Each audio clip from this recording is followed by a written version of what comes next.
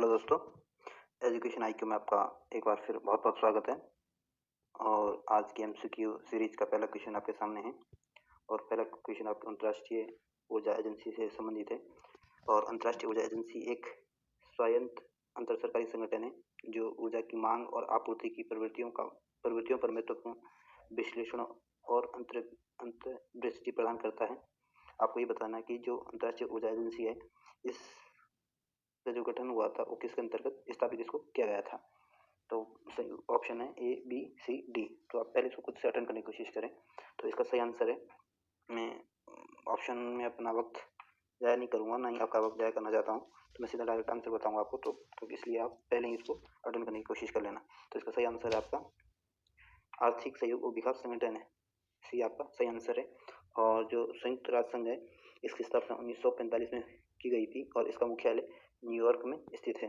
और जो पेट्रोलियम निर्यात देशों का संगठन है, इसकी स्थापना 1960 में की गई थी और ये तेल निर्यातक देशों का एक समूह है। वर्तमान में इसमें 14 देश शामिल है।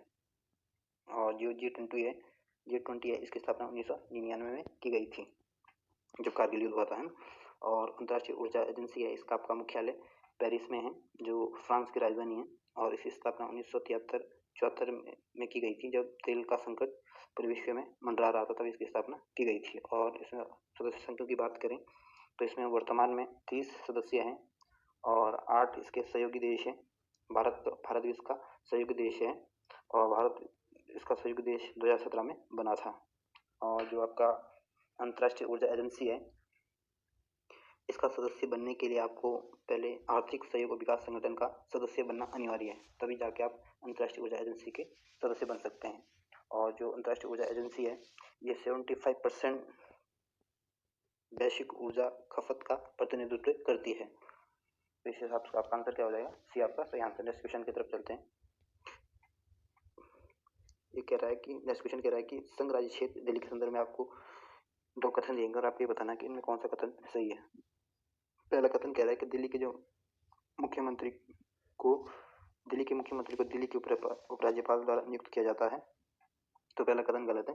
दिल्ली के जो मुख्यमंत्री होता है, इसको उपराज्यपाल द्वारा ना नियुक्त करके बल्कि जो भारत का राष्ट्रपति होता है उसके द्वारा इसकी नियुक्ति की जाती है। तो इस वजह से आपका पहला कथन क्या हो जाता है? गलत हो जाता है। और दूसरा कथन कह रहा है कि मंत्री उपराज्यपाल के प्रसाद पर्यंत पद धारण करते हैं।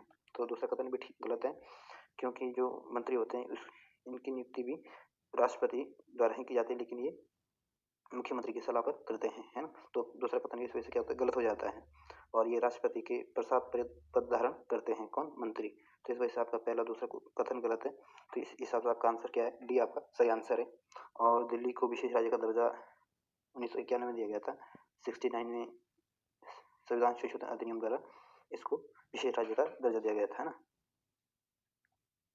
नेक्स्ट क्वेश्चन की तरफ चलते हैं। ये कह रहा है कि भारत के उपराष्ट्रपति के संदर्भ में पूछा गया है और आप ये बताना कि इसमें कौन सा कथन सही है। तो उपराष्ट्रपति को महाभियोग की प्रक्रिया द्वारा पद से हटाया जा सकता है। तो पहला कथन गलत है, क्योंकि उपराष्ट्रपति को हटाने के लिए महाभियोग प्रक्रिया की आवश्यकता नहीं पड़ती है। इसको राज्यसभा के प्रस्ताव द्वारा ही इसको हटाया जा सकता है। राज्यसभा जब अगर इसको प्रस्ताव को पारित कर देती है और लोकसभा इसमें सहमत हो जाता है तो उपराष्ट्रपति को हटाया जा सकता है। तो महाभियोग जैसी प्रक्रिया की आवश्यकता नहीं पड़ती, जिससे पहला कथन आपका क्या है? गलत हो जाता है। दूसरा कथन कह रहा है कि उपराष्ट्रपति को हटाने का प्रस्ताव संसद के दोनों सदनों द्वारा अलग अलग विशेष बहुमत से पारित होना चाहिए। तो जब विशेष बहुमत की ऐसी कोई बात ही नहीं है, क्योंकि जब उसमें राज्यसभा के साधारण बहुमत से ही इसको हटा सकते हैं, तो इसमें विशेष बहुमत की कोई आवश्यकता नहीं है। साधारण मतों से ये पारित हो जाए और लोकसभा से सहमति मिल जाए तो इसको हटा सकते हैं। दूसरा कथन में क्या हो जाता है? गलत हो जाता है। तीसरा कथन कह रहा है कि उपराष्ट्रपति को हटाने के लिए संविधान में किसी भी आधार का उल्लेख नहीं किया गया है। तो ये कथन ठीक है, क्योंकि उपराष्ट्रपति को हटाने की जो प्रक्रिया है संविधान में इसका कोई उल्लेख नहीं दिया गया है। तो इस हिसाब से आपका ये आंसर सही हो जाता है। तो इस ए और बी आपका कथन गलत है। सी आपका सही आंसर हो जाएगा, क्योंकि केवल 3 आपका सही आंसर है। और उपराष्ट्रपति 5 वर्ष के लिए पद धारण करता है और वो चाहे तो इससे पूर्व भी राष्ट्रपति को अपना त्यागपत्र दे सकता है।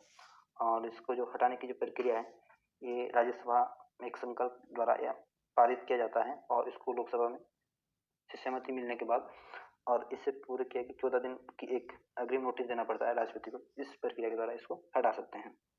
नेक्स्ट क्वेश्चन की तरफ चलते हैं। नेक्स्ट क्वेश्चन कह रहा है कि भारत में मतदान पत्र बैलेट पेपर या ईवीएम पर उपयुक्त में से कोई नहीं, यानी नोटा के संदर्भित करता है। आपने बोला कि जो आप मतदान करने जाते हो तो जो नोटा का ऑप्शन होता है इसका क्या संदर्भ है ना? तो इसका संदर्भ यह है कि गुप्त रूप से किसी भी उम्मीदवार को मत न देने का अधिकार है। तो ये आपका बी आपका सही आंसर है। नेक्स्ट क्वेश्चन की तरफ चलते हैं। ये कह रहा है कि जो विधान परिषद के संदर्भ में पूछा गया है और आपको ये बताना है इसमें कौन सा कथन सही है। तो पहला कथन कह रहा है कि भारत का संविधान यह प्रावधान करता है कि किसी भी व्यक्ति को विधान परिषद के लिए निर्वाचित हेतु संबंधित राज्य के किसी विधानसभा क्षेत्र का निर्वाचन होना चाहिए। तो ये कथन गलत है, क्योंकि संविधान में इस तरह का कोई भी उल्लेख नहीं है कि वो विधान परिषद के निर्वाचन क्षेत्र के या संविधान संबंधित राज्य के किसी विधानसभा क्षेत्र के निर्वाचन से होना चाहिए। ये इस वजह से ये कथन गलत है, क्योंकि संविधान में इसका कोई उल्लेख नहीं है। इसका उल्लेख आपके जो 1951 का जो लोक प्रतिनिधित्व अधिनियम आया था उसमें इसका जिक्र है ना? तो इसमें उस समय इसको जोड़ा गया था। तो इस वजह से आपका पहला कथन क्या हो जाता है? गलत हो जाता है। दूसरा कथन कह रहा है कि परिषद के लिए 14 दिन के भीतर धन विधेयक को वापस लौटाना आवश्यक होता है। हाँ, तो दूसरा कथन ठीक है। ये कह रहा है कि जो विधान परिषद है, अगर विधानसभा द्वारा विधानसभा द्वारा जब कोई विधेयक धन विधेयक पारित हो जाता है तो विधान परिषद इसको सिर्फ 14 दिन तक इसको रोक सकती है और नहीं, और 14 दिन के बाद इसको लौटाना आवश्यक हो जाता है। तो इस वजह से क्या है कि ये कथन सही हो जाता है। नेक्स्ट तीसरा कथन कह रहा है कि विधान परिषद का सदस्य मुख्यमंत्री या मंत्री नहीं बन सकता है। तो ये कथन भी गलत है, क्योंकि मुख्यमंत्री या मंत्री बनने के लिए किसी भी सदन का सदस्य हो, चाहे वो विधानसभा का सदस्य हो या विधान परिषद का सदस्य हो, वो मुख्यमंत्री और मंत्री बन सकते हैं। तो इस वजह से ये कथन क्या हो जाता है? गलत हो जाता है। तो आपका केवल 2 सही आंसर, यानी बी आपका सही आंसर है।